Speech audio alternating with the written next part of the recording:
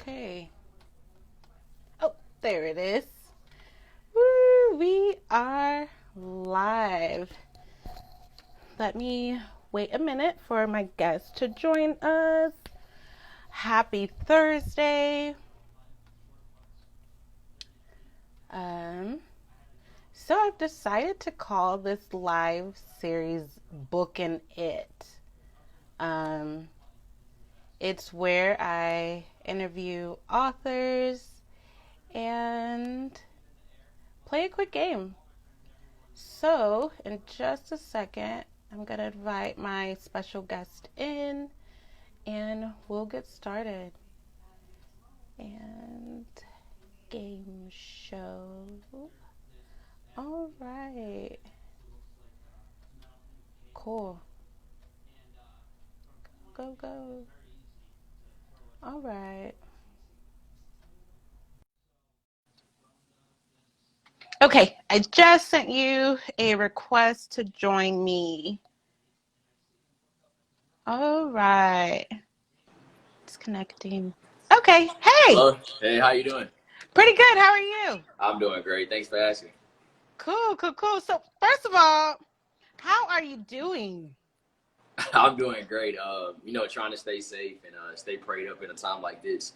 Thanking God every day. So everything's going good. What about you? Yeah, I'm doing good. I can't complain. Yeah. Been resting a lot. And Yeah. so, same thing, staying safe, kind of been minding my business. Yeah. And that's just how I roll. I don't know. You know what I mean? And Yeah. so I'm good. I'm good. Yeah. Okay, well, cool. Hey, thank you so much for your time and for being here. No problem. Tell us a little bit about you. What's your name? Where are you located? What you got going on? Yeah. So my name is Sebastian Sanders. I'm originally from Houston, Texas. Went to school in San Antonio. Got my bachelor's at the University of Texas at San Antonio. I currently now live in Oklahoma City as a sales manager here with PepsiCo, the corporation. So I fell in love with business at a young age. My father introduced me to a lot of different entrepreneurial things. And since day one, I just kind of learned their hard work, the grind, and the dedication. So as I grew up, went through middle school, I had a lot of things that I used to do. Tried to sell candy in middle school. I used to sell CDs as a kid, used to burn CDs and things like that. So I just always found ways to, have a little hustle going on. Got to high school, really kind of just was kind of going the transition of just being a young black male, having fun with my friends, playing basketball, getting involved in a lot of different things. And as I went to college, my first 2 years, really just experiencing college, trying to find my true passion. I fell in love with giving back. So I really wanted to do like a donation drive or something that I could just do for my community. Then I realized there's a bigger need in my community and I can do more as a young black male. So Sanders Hand was created. So Sanders Hand is a 501c3 charity. We have two programs, education and community, that are both dedicated towards empowerment, innovation, and diversity. So through that, the idea is to teach our students professional and leadership skills that goes untaught inside the classroom. Primarily in our heavily minority communities with African American and Hispanic students that often experience poverty. So with that, we were able to service right over 2,000 youth the first 3 years, I believe. We now have annual scholarships that we do for middle school and high school students. We have a proclamation from the city of San Antonio. So things like that transpired into me becoming a speaker, to me now just releasing my first book. And I created and founded SJS Enterprises, which serves as a private equity of business and community projects under my professional name and things like that. Wow. Oh my God. And you said it started from hustling in high school. Yeah. Wait, let me guess. Are you a 90s baby? You said burning CDs. Yeah. I was born in 97. Oh my God, that's funny. Oh my God, Yeah. people don't burn. Do people still burn CDs? I highly Still doubt listen to I CDs. doubt it. Yeah. Oh wow. Oh my God. Well, first of all, congratulations on all that you're doing, and congratulations on your book. Let's talk about that. Let's go ahead and jump into it. What's it called? When did it come out? Yeah, so it's called Art of Giving. One nonprofit can change the world. It released this year on my birthday, April 3rd of 2020. So this it's been in the works for about 2 or 3 years now. While I was in school, I kind of had the idea. I played with it, wrote down some things, and right before I graduated, I seriously got to writing, and production started right around April or May last year. So Art of Giving is, the business inspiration you got for creating your own nonprofit. Now, with this, it's not your typical business book where you're getting just business facts and how to do things. You know, I provide a lot of inspiration, and I provide my story along the way to be transparent and authentic. So, you know, this book is ideally for our youth and for our kids, because as I travel and as I speak, they always ask me, how can I create this? How can I do this? So I wanted to put something together, you know, that can inspire and give them the blueprint to create the change that they see in their community. And, you know, truly define giving, because I think we all have different definitions of giving, but we essentially don't know exactly how to give. And, you know, I wanted to create something that just, not that you just can create a nonprofit, but if you have a passion of giving in your own way, I wanted to kind of give you that, you know, that insight along the way. Now, this will be a series. So the first installment is about the nonprofit route. And in the next 2 years, we're going to come out with another project that's centered around giving. Okay. Wow. Okay. So can you maybe give us a tip from the book? If I want to start a nonprofit tomorrow, what do I need? How do I get started? Yeah, the biggest thing you're going to need is your purpose and your mission. And I think a lot of people get these two things confused because they essentially sound the same. So you have to learn how to distinguish the two and define, you know, what's going to be my purpose and what's going to be my mission. And once you have that, I think you can easily go to the drawing board and put something together and start to outline your nonprofit organization. But you have to have a meaningful purpose and mission, because if not, the things you're going to do is not going to be intentional, it's not going to be meaningful, and it's not just going to benefit the community. It's just going to be a self-driven thing. And when you're in the nonprofit game, it never should be for the self. It's always going to be for the people. Yeah. Okay. One of the things that I hear all the time, people say, you know, especially authors, they want to start a nonprofit, but to them, it's not profitable. What are your thoughts towards that? Yeah, and essentially that's true to a certain extent. But every business, in order for a nonprofit to operate, it has to have money coming in. It has to run like a business. And I think people, when they hear nonprofit, they feel like there's no money coming in. There's no way, you know, these big organizations such as Boys and Girls Club, YMCA, Red Cross, they're not able to operate without any type of money. They're not just giving a whole bunch of money out for grants all the time. You know, they have services and things they do. So that's when your business sense has to come in. You have to figure out ways, how can we produce as a nonprofit? And that's when the hustling has to come in. You have to realize that everybody's not going to give you a grant. Everywhere you go, you're not going to get donations of money. How can we bring in money in other ways? And for me, going to school for business and having a passion for business, I kind of had that cheat sheet in my back pocket. I just knew ways to do business. So I was able to just incorporate that into the nonprofit. And, you know, that's how we were able to take off so fast, because I used the great business practices that I've learned while in school and applied it to the nonprofit game. Okay. And you share all of that information that you learned inside of the book?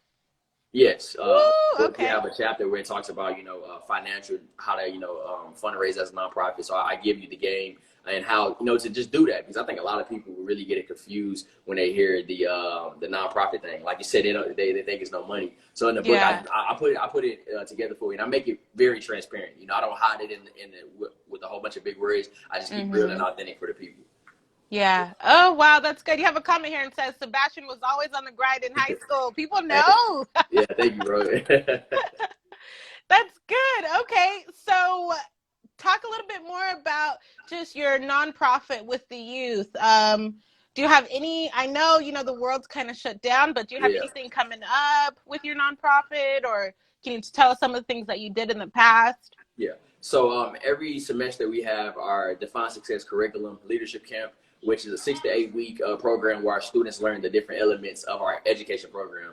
From there, our students graduate and become Sanderson student ambassadors. So every semester we've been having those, whether it's in Texas or here in Oklahoma. So since the whole situation, you know, schools have been canceled, things like that. But Boys and Girls Club will be operating for the summer. So starting, I think actually next week, I'll be leading our first program for the summer. And we're going to kick that off. We have our annual scholarship. It was supposed to be delivered in May, but due to everything, we kind of pushed it back and gave the students more time with school being out. So we're going to close the application process next week, start to review the applications, and we're going to give out our annual scholarship this summer, I believe, at the end of June. So that's some of the things we're working on right now with everything, you know, trying to make sure we're staying up to date with our students, you know, being mentors on and off, you know, not just being on the internet and saying things. We want to be able to make sure we have that one-on-one connection with our kids. So I keep up with a lot of our students, a lot of our scholarship winners. I always check on and keep up with them to kind of keep that mentorship and motivation going. Okay. Wow. Wow. You got it going on. I'm like, ooh, I feel like I'm talking to a celebrity. Let me So tell me, okay, let's talk more about your book, because Yeah, I'm a publisher. I'm super interested in authors. I'm super yeah, interested in just books. How's your journey been? You said it took you a year to put this book together? yeah. Okay. It's been a fun journey because in the beginning I think everybody battles with either I want to go to self publish or should I get somebody to publish for me. And Mm-hmm. honestly, I take it as this: the things that I wanted to continue to do in my future, I wanted to take it on and be a self publisher because I wanted to learn how to do things. And I think with this book, my audience is a little bit different. Working with youth, it's a lot different from you putting it inside of a Barnes and Noble, in my opinion.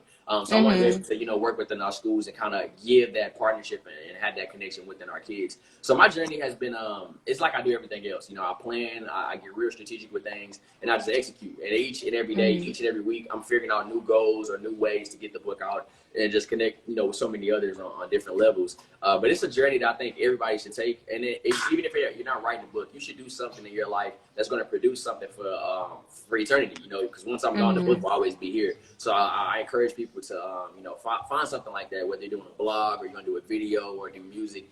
Find something that you can take out yourself and be creative and just truly enjoy the process. It has its ups and downs, but to hear people review the book, to hear your family being excited about the Mm-hmm. book, I think that means more than anything. Nice. So what came first, the book or the speaking? Or did they kind of come hand in hand? The speaking came first. I started that in Okay. 2017, I Okay. believe, and then from there I just started to do it. But honestly, it was something that was always in me. Back in high school, I was always a class clown or somebody that was able to always get in front of crowds and do things. And I had a brief music career too. So my failure in that, I just always realized there's a voice. I have a voice, and Mm. God put it in me. So I just had to figure out how to use my voice. And then the speaking thing came. First time I ever spoke at a school, I didn't practice anything. I didn't even think I put the PowerPoint together. I just went out and did it, freelance style. And Oh, that's when I wow. realized like I have a true passion, I have a true talent with this, and my voice Mm-hmm. needs to be heard. And I just kept pushing it. And then the book came. Being a speaker, you're going to read a lot of books. You're going to do a lot of things that centered around reading. So I just felt like Mm-hmm. a book was important at this time. Okay, nice. See, so if you're an author, if you're in here now watching this and Yeah, you're thinking about speaking, go for it. go I for it. Yeah. absolutely believe that. Would you say that being an author and a speaker opens up a lot more streams of revenue for you? Yes, most definitely. Because when you Okay. speak, you essentially are selling the book. Because at the end, you're gonna have people want to talk to you and figure, and things like that. So it definitely goes Mm-hmm. hand in hand. And I don't think you can just be greater at one and not be good at the other. I think if you're a great speaker, you obviously can be a great writer as well. For me, I'm not the best writer, but when I sat down and did the book, I realized, wow, I can actually write. But this all comes from speaking. Me putting together Yeah. presentations and things like that, I wouldn't be able to do that if I did the speaker. So they definitely go Mm-hmm. hand in hand. You definitely, monetize off of it in numerous ways because just off the book, you can have book speaking engagements and things like that. So I think Mm-hmm. there's a lot of room for growth in both. But it's fun. It's fun to see because not every one of your audience is going to be a reader, but they'll love to hear you speak. And so it Okay. just goes hand in hand to kind of see how people have their different values of what they like to have when they get information and things like that. Cool. So do you also have an audio book then that goes with your book? So I don't have an audiobook for this one, but I plan on doing Okay. something. I wanted to do something different than an audiobook. I wanted to do something more visual. So I'm Mm-hmm. thinking about we're thinking about just going ahead breaking down each chapter and turning it into an online seminar for this fall. Okay. Yeah, Wow, that's impressive. So another thing that I was thinking, you said that you're a good speaker, but not so much a writer. yeah, One tip that I have for people that are like that, because you're not the only one. I get that so yeah, often. Like, Arilia, I want to write a book, but I'm a good speaker, but writing is not so much my thing. yeah, yeah. If you have like a voice to text app on your phone, they have programs that you can use on your computer. Google Docs has a free voice to text add-on. If you can Okay, sit in front of your computer and just talk to it as if you would yeah, give a presentation, you could write a book like that. All you gotta do yeah, is yeah. just say what you want to say, Mhm. get it together, shoot it over to an editor, bing bang boom, there you go, you got a book. And so if Wow. anybody has the same sentiment, that they're not a good writer but they're a speaker, if you could speak to your computer as if you're Yeah, speaking to a crowd of people, I think that would be cool. And then also consider doing an audio book, because honestly that's a big thing right now, yeah, is people are tuning in more so to audiobooks. And exactly. Yeah, so just, wanted to share that advice with you. yes, ma'am. Okay, cool. So tell us a little bit more. about your author journey. How have you been promoting and stuff during this time, or have you? Yeah, it's been a great journey. Figuring out different ways to market a book, especially with the certain target audience that I wanted to obtain. So marketing Mm-hmm. has been done really good. Working with a lot of different teachers, bloggers, and educators, because essentially that's the crowd that we want to get the books in front of, especially within our kids. So I've been connected with a Mm-hmm. lot of different teachers. Exchanging stories and things like that. We've been able to partner up with some local organizations through Sanders Hand that I know personally that works a lot with youth. Getting the books out in front of them. So this summer we have about 3 big donations that we're about to do for the book and send them out to about 100 students to kind of start Wow. pushing that out. And when school starts back, we hopefully everything gets back to normal. Start hitting the schools like I always been doing and things like that. So it's been amazing to see how to get the book out in so many different people, especially working with a lot of publishers like yourself, doing a lot of author Mm-hmm. interviews, a lot of blogs. Each Mm-hmm. each social media platform is different. So you have to know how to market each different. You have to make sure you know your target audience on Instagram, on Twitter and Facebook. So Mm-hmm. that's been interesting to see. It's been a learning thing as well. Being somebody who's been heavily into Mm-hmm. business, I'm still learning stuff every day. I'm realizing that my Instagram feed only likes this certain type of stuff, and Facebook might like this. So Mm-hmm. I'm figuring out ways and challenging myself to be a creative person and figure out how I can get the book and just get in front of each and everybody as I can. Yeah, funny. I think I follow you on Twitter. Talk about how Yeah. different Twitter is, because I'm super like I'm on Facebook, I'm on Yeah. Instagram. I haven't really figured out Twitter. Do you have Yeah. any tips for publishers, authors, anybody listening who might need a tip or three on Twitter? Twitter is different because Twitter is more of a personal thing. I think the, Mm-hmm. the the way your aesthetic is on business on Instagram, it would not always apply to Twitter. I'm Okay. not saying that you can't do it, but it's certain things that work for Instagram that will not transfer to Twitter. And I learned this about 2 years ago when I started to build my platform. Twitter is all about, I guess, more of the personal feel, how you feeling at the time, more one-on-one exchanges. It's not so Hmm. business driven as Instagram is, and that's mainly because Instagram makes it easier for entrepreneurs to market, to promo, to do different things on Instagram. So I feel like if you're on Hmm. Twitter, just be authentic. You don't have to really do the long post, a few words, a few quick words with a lot of visuals. Twitter is a lot of visuals. I think people like to see more pictures on there. Hmm. Instagram, you'll go way big with the videos because everybody is able to share it. With one click, anybody can share the video on their story. So I think Hmm. I think on Instagram I would focus more on the videos and the content. Twitter just put up pictures and a few words. Facebook you can kind of take the best of both worlds because Facebook doesn't Hmm. really have a limit and Facebook has a lot of people who share a lot of different things. But the tip to Hmm. Facebook I think is making sure you have the right audience because you can have a whole bunch of friends, but if they're not the right audience, it's going to be hard for you to sell anything. Whether that's a book, music, a T-shirt, or anything that you're trying to sell, you got to have the right Yeah. audience on Facebook. And Facebook is so big and broad, it's kind of hard for you just to distinguish who's the right audience. So when you're building those platforms, be very strategic in how you put things out, and then I think it'll be successful from there. But any Hmm. author, I feel like you have to leverage each platform. You have to know each platform like the back of your hand, and you have to be you can't be scared to put out content. And I think with authors sometimes we get terrified of putting out certain stuff because we feel like it may not get enough retweets. Even if it gets a certain amount of shares, they're still getting it Hmm. out. People have seen it. They're just not going to like it, but that doesn't mean nobody's knowing about the book. And once we overcome that fear, I think authors should just flood the internet with their book stuff. Yeah. Yeah. Okay. So tell us a little bit about your strategy then. Which one are you on the most? Are you on you're on everything?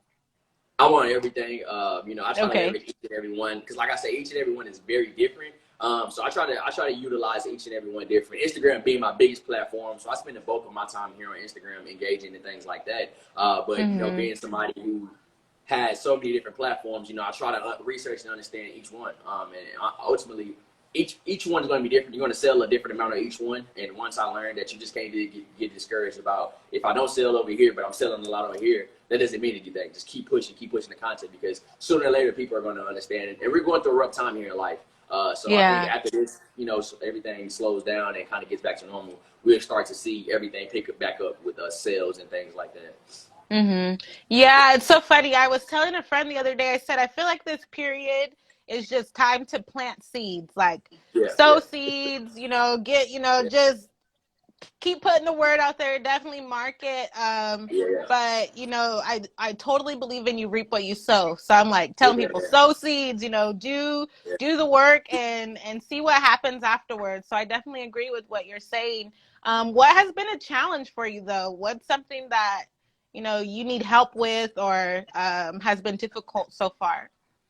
I would always say the biggest challenge with books is or being an author, right? Or being a new author, I would say, is understanding the book community and how it works. Because I've learned each product that we try to sell online is different from one another. A T-shirt Mm-hmm. or anything that's more easier to accessible to younger people, it sells a lot faster and better versus something that like a book. It's kind of hard to sell a book to a younger crowd. So I would say Mm-hmm. really just truly understanding how each audience works and what they like the most. And once you Mm-hmm. start to figure it out with anything you're selling, whether that's a book or anything, I think understanding that is going to be the most difficult. But I think it's also the most rewarding because we can't do business if we don't understand our consumer. So putting yourself Mm-hmm. inside of their hands and really understanding, how they think and why they think that way, I think is the most difficult part. But it's also the most intriguing. So I think that, and also just really just being able to adapt to different things with everything that's going on right now. Being somebody that Mm-hmm. had the book title said and released, I didn't really see this coming. So you have to adapt to it. So you have to go back to the drawing board and say, hey, what can we do? Okay, we can't have any physical signings right now, so we have to figure out a Mm-hmm. way, to substitute that. So being able to just adapt on the fly is also going to be a difficulty. But if you're a person who just knows how to get after it, I don't think it'd be a problem. But it's going to, challenge Mm-hmm. you as a person and as a creator. Yeah, it's so funny. I was on this panel discussion a couple weeks ago, Mm-hmm. and one of the ladies was saying how coronavirus really affected her business. She was so Yeah, used to selling in person. yeah, She yeah, was like, exactly. she was Yeah, like, I was making $300 a week selling in person, and now yeah, she's like, sales are on a standstill. yeah, And yeah, what's so crazy is I'm the type of person who I'm more so like online. I love doing these virtual interviews. I yeah, have my podcast, the Author Spotlight. And so it seemed almost natural for me to make that pivot. yeah, But I yeah, totally get it for some people who've been doing a lot of that face to face. They were yeah, yeah. like, "Oh my God, how do I adapt?" But I feel like it's the same thing. I don't know. What's your take? Like, I feel like though we're not physically in front of each other, Yeah. I still feel like there's some sort of, interaction. Yeah, What do yeah. you think? I think it's definitely for some people it's different because some people are people where they can do the exchange Mm-hmm. in person and they won't skip a beat. Some people are very hesitant on that one-on-one interaction, but over the internet it's a lot easier because you're not physically there.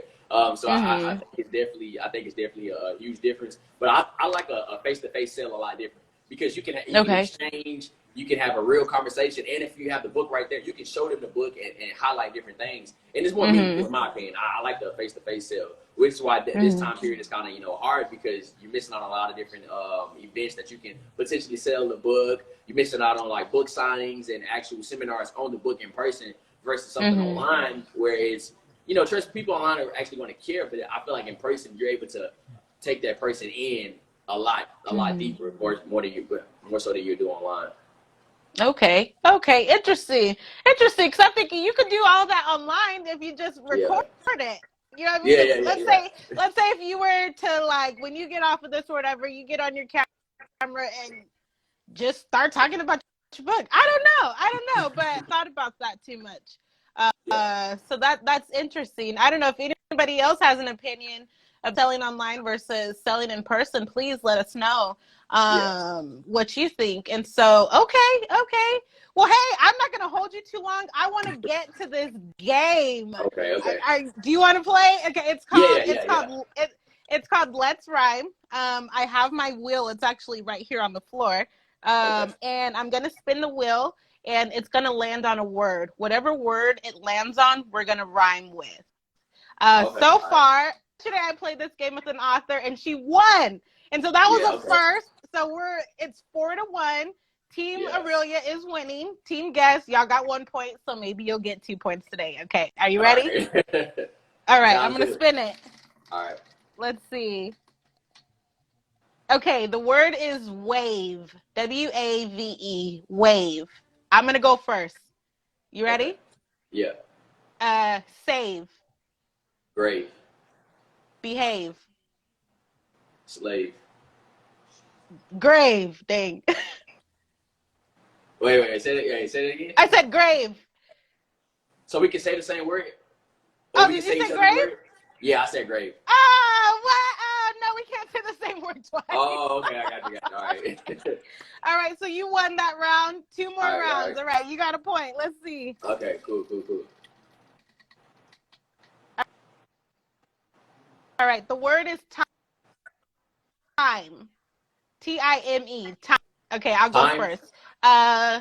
Mime. What'd you say? Oh, I'm sorry. Say it again.